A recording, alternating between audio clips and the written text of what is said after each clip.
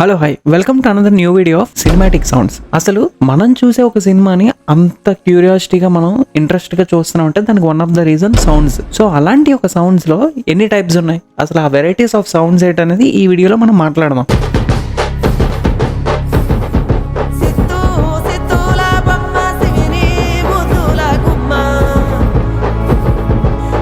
And most of the మన videos చూసే వాళ్ళలో 90% ఆఫ్ పీపుల్ అన్సబ్స్క్రైబ్డ్ ఉన్నారు బ్రో. సో మాలాంటి ఒక జెన్యున్ కాంటెంట్ క్రియేటర్స్ కి మా నుంచి ఉండే ఒక రిక్వెస్ట్, సబ్స్క్రైబ్ చేసుకోమని చెప్పడం. సో ప్లీజ్ మీరు డెఫినెట్ గా సబ్స్క్రైబ్ చేసుకుంటారు అనుకుని let is go in to the video. Dialogues, మనం చూస్తున్న క్యారెక్టర్స్ ఏవైతే మాట్లాడుకుంటున్నాయో వాటిని డైలాగ్స్ అని పిలుస్తాం. సో ఆ డైలాగ్స్ అనేవి మనకి సినిమాటిక్ సౌండ్స్ లోకి వస్తాయి. ఫర్ ఎగ్జాంపుల్, అనయ్య ఈ తొక్కలో మీటింగ్లు మనకు అవసరం బాగానే ఎక్స్ట్రా తింటున్నావా అలా చెప్పలేకపోవచ్చు. And second, music. మనం చూస్తున్న ఒక పర్టికులర్ సీన్ ఆర్ ఏదన్నా సరే ఆ యొక్క సౌండ్ ట్రాక్ ఏదైతే ఉందో ఆ యొక్క మూడ్ అండ్ ఎలిమెంట్స్ ని మనకి చెప్తుంది అనమాట. So that is the music. Background music అంటాం కదా, అది bro. And of my favourite music ఏదైనా ఉందంటే దళపతి సినిమాలో రజనీకాంత్ గారు చూసావా సన్సెట్ సీన్, ఎస్పెషల్ ఇళయరాజా గారి మ్యూజిక్ సౌండ్ ట్రాక్ ఉంటది బ్రో. ఒక డిఫరెంట్ మూడ్ లోకి వెళ్తాం.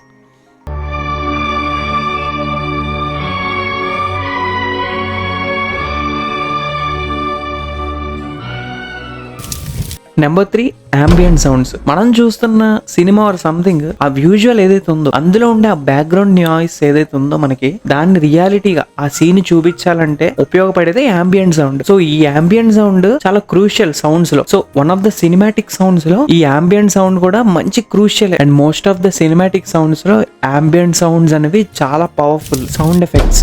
మనం చూసే ఆ ఇన్సైన్ విజువల్స్ ఏవైతే ఉన్నాయో, సపోజ్ మన రజనీకాంత్ ఉన్నారు, ఆయన నడుస్తున్నప్పుడు ఆయన షూస్ నుంచి ఆయన వాకింగ్ స్టైల్ అప్పుడు సౌండ్ ఉంటుంది చూసావా, దాన్ని సౌండ్ ఎఫెక్ట్ అంటారు. సో ఇలాంటి sound effects most of the scene minute ఏవైతే ఉన్నాయో వాటికి సౌండ్ ఎఫెక్ట్స్ యూజ్ చేస్తారు. లేదా ఎక్కడ ఏదైనా బాంబ్ బ్లాస్ట్ జరుగుతుంది, ఆ ఎక్స్ప్లోజన్ సౌండ్ అనేది యాడ్ చేస్తారు. సో వీటిని సౌండ్ ఎఫెక్ట్స్ అంటారు. ఈ సినిమాటిక్ సౌండ్స్ లో నీకు ఆ సినిమాటిక్ ఎవల్యూషన్ రావాలంటే ఇలాంటి సౌండ్ ఎఫెక్ట్స్ కూడా one of the main reason. And number 5, foley sounds. ఈ ఫోలే సౌండ్స్ మనకి ఈ సినిమాటిక్ సౌండ్స్ లో యూజ్ అయ్యేది వన్ ఆఫ్ ద సీన్ నువ్వు చూస్తున్నప్పుడు లైవ్ రికార్డింగ్స్, అంటే నువ్వు ఒక రికార్డర్ తో ఆ సౌండ్స్ నువ్వు ఆ సీన్ కి సంబంధించి రికార్డ్ చేసుకోవాలి ఆ షూట్ లో. అవి నీకు ఏవైతే విజువల్ గా నువ్వు చూపిస్తున్నప్పుడు ఆ వచ్చే సౌండ్స్ నే ఫోలే సౌండ్స్ అంటారు. రికార్డర్ తో యూజ్ చేసుకోవచ్చు. Most of the short film makers ఎవరైతే ఉంటారో, నీకు ఆన్ బడ్జెట్ లో నాకు తెలిసి రికార్డర్ అంటున్నాం కాబట్టి జూమ్ H1N అని చెప్పేసి ఒక బడ్జెట్ లో అరౌండ్ 6,000 రూపాయలకి ఆన్ సేల్స్ లో నీకు దొరికేస్తుంది. అండ్ నీకు పర్టికులర్ ఇన్ని సౌండ్స్ మాట్లాడుకుంటున్నాం కదా, ambient సౌండ్స్, ఫోలే సౌండ్స్ అని, ఆ రియాలిటీని నీకు ఆ సీన్ లో కావాలంటే ఈ రికార్డర్స్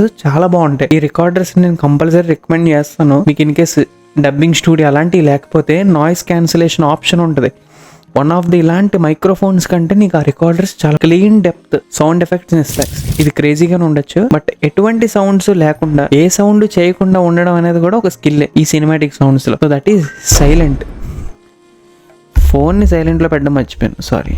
బాగానే ఎక్స్ట్రా తింటున్నావా ఇలాంటి ఒక సైలెంట్ సినిమాటిక్ సౌండ్స్ లో లైక్ హారర్ ఇలాంటి ఎలిమెంట్స్ డ్రామాని ఎంగేజ్ చేయడానికి నీకు చాలా బాగా ఉపయోగపడతాయి. సినిమాటిక్ సౌండ్స్ కి సైలెన్స్ చాలా బాగుంటది. సపోజ్ ఏదైనా హారర్ సినిమాలో తర్వాత ఒక గోస్ట్ వచ్చే సీన్ దయ్యాన్ని నువ్వు ఎస్టాబ్లిష్ చేద్దాం అనుకుంటే ముందుగా నువ్వు వాడుకోవాల్సింది సైలెన్స్. ఎంత ప్రశాంతంగా సీన్ వెళ్తుందో తర్వాత వచ్చే ఆ సౌండ్ ఎఫెక్ట్ అంత బూమ్ ఉంటుంది. And number 7, voice over.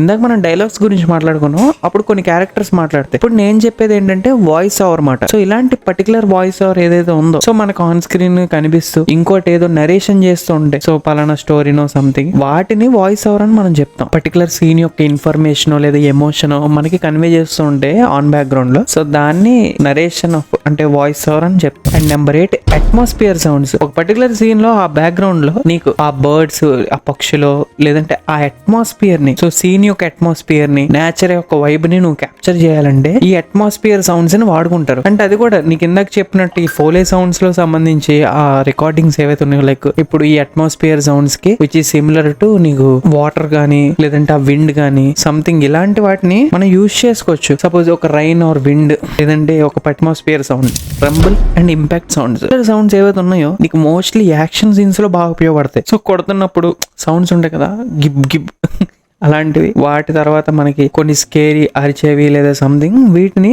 రెంబుల్ and impact sounds అంటారు. Transition sounds bro.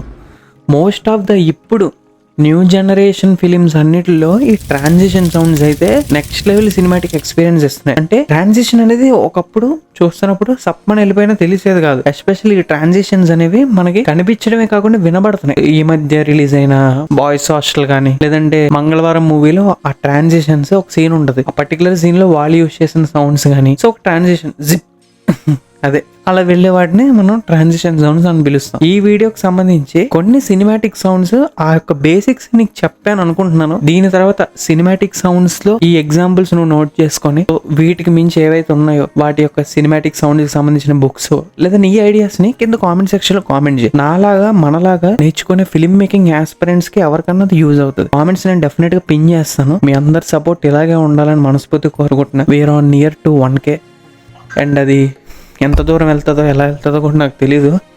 Hope we are one community అని భావించి సో ఇంత ప్యాషనేటెడ్ ఇంతూజియాస్గా మీ ముందుకు వచ్చి ఎన్ని అడ్డంకులున్నా ఏమున్నా సరే ఎన్ని ఆపుతున్నా I just making the videos. అది నా పర్సనల్ ప్యాషన్ వల్ల అయి ఉండొచ్చు, లేదంటే నీకు కొత్తగా ఏదో విషయం చెప్పాలి అంటే నేను నేర్చుకున్నప్పుడు పడ్డ కష్టం ఏదైతే ఉందో అది నీకు ఇంకొంచెం సింపుల్ వేలో తీసుకురావాలని ఆ బేసిక్స్ని దూరం మనం వెళ్ళాలి కదా.